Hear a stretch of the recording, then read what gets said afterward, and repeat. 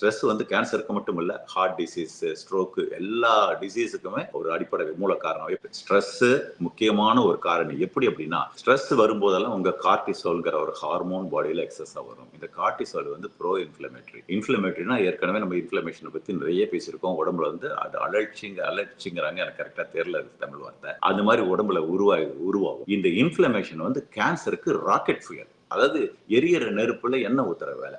அந்த இன்ஃப்ளமேஷன் இருந்ததுன்னா இன்னும் அதிகமாகும். உங்க கேன்சர் செல்ஸ் வந்து ரொம்ப இன்னும் ஃபாஸ்ட்டா குரோ பண்ண ஆரம்பிச்சுரும். அதனால நீங்க வந்து பாருங்க, அதனால தான் ஸ்ட்ரெஸ் மேனேஜ்மென்ட் ஏதோ யோகா அது இல்ல, ஸ்ட்ரெஸ் இல்லாத யாரும் வாழவே முடியாது. எல்லாருக்கும் ஒரு வகையான ஸ்ட்ரெஸ் இருக்கும். எப்படி பார்த்தாலும் ஒரு ஸ்ட்ரெஸ் இருக்கும். காலையில எந்திரிக்கணும்னு இத்தன மணிக்கு எந்திரிக்கணும்னு நெனைக்கிறதே ஒரு ஸ்ட்ரெஸ் தான். அத வந்து எப்படி மேனேஜ் பண்ணணும் அப்படிங்கிறது இண்டிவிஜுவல் தான் நீங்க வந்து டிசைன் பண்ணிக்கணும். அது வந்து இப்ப அது நெறைய வழிமுறைகள் இருக்கு. அப்படி யோகா போலாம், மெடிடேஷன் பண்ணலாம். எக்ஸர்சைஸ் பெரிய ஸ்ட்ரெஸ் ரிலீஃப் பண்ணும்.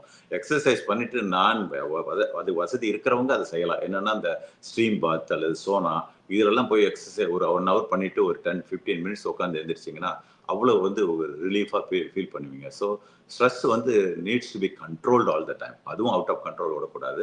ஸ்ட்ரெஸ் வந்து கேன்சருக்கு மட்டும் இல்ல, ஹார்ட் டிசீஸ், ஸ்ட்ரோக் எல்லா டிசீஸுக்குமே ஒரு அடிப்படை மூல காரணம். எப்படி இன்ஃப்ளமேட்டரி ஃபுட் மூல காரணமா இருக்கோ, அதே அளவுக்கு ஸ்ட்ரெஸ்ஸும் வந்து மூல காரணம். ஸ்ட்ரெஸ்னாலயும் கேன்சர் வரலாம்.